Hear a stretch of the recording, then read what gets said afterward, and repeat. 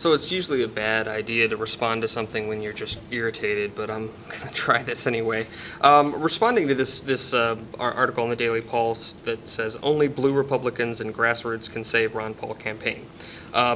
I just want to put out there, I completely disagree. There's room for this. In fact, I was just on the phone with somebody who's going to be influential on the editorial board of a school newspaper and might be able to try to get them to endorse Ron Paul. So there are little pockets where reaching out to progressives and liberals is going to be a great thing for the Ron Paul campaign.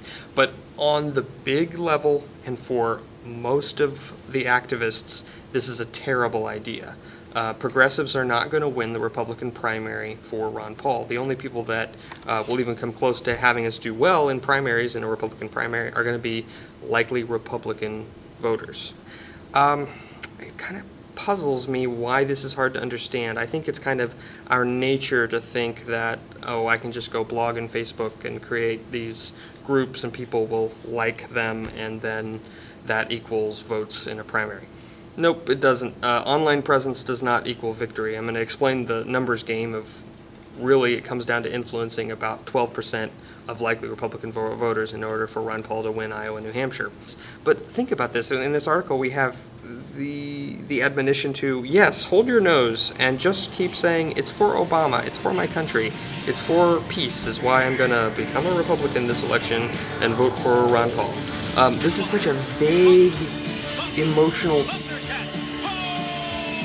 tug.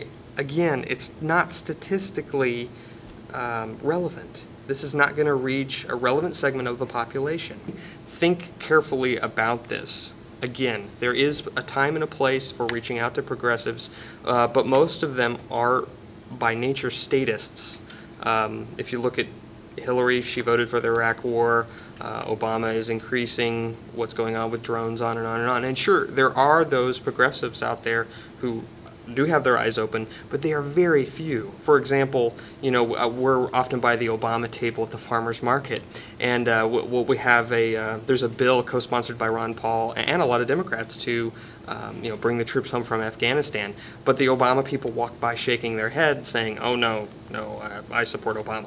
So you know, the majority of people are drone-like, especially well, on the right and the left, but especially the left now that they have their favorite president in office who's just continuing the military-industrial complex. So I propose that it's a waste of time. The person that's going to be excited about Dennis Kucinich and other people saying nice things about Ron Paul is like 0.003, you know, sure, a few people you know, but that's all.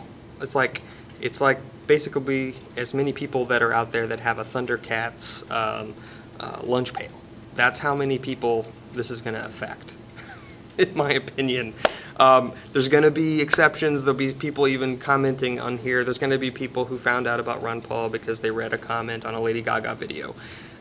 Long-term wise, that's not an effective way. The problem is a lot of us don't want to do the hard work that it takes to actually win an election, which means an infrastructure where with quality control we ID likely Republican voters, do surveys, understand how to reach out to them, and then ask for a commitment to vote for Ron Paul. A lot involved with that. We need the campaign to step up and show that they have the structure to lead that, so there can be these structured and overseen canvassing groups that aren't just out there willy-nilly doing stuff. But I applaud all the efforts to call in Iowa, whether it's official campaign or not. I have concerns about it because I think these calls ought to be monitored, because all you want to do is simply ID likely voters, and if they, you know, it's just a numbers game. That's all an election is a numbers game. We have these romantic notions about what an election is, and sadly, it's kind of yucky. It's like getting to know how sausage is made. It's not a pretty picture. Really, it's just about the structure to get out the vote. That's all it is. So it's about IDing your supporters. So here's an example of the numbers game that you're dealing with. You got 100% of the total population. Of that, 60% can actually vote. Because the rest of them are children, felons, immigrants, etc. 40% of that are registered to vote. Of that, 24% will actually vote. More so in a presidential race. So you see how we're getting smaller and smaller of the people who actually sway an election. Now, we're down to this small group out of likely voters. So if you're going after Republicans, you go after likely Republican voters. It gets down to the point where, I don't know, it's not an exact science, but I'd say in a primary, it's really just 12% that is potentially in play. And what you need to do is get the list of Republican donors and likely Republican voters and do introductory surveys where you don't even mention Ron Paul's name first. You just find out what issues matter to them the most, and then you reach back out to them in a targeted way.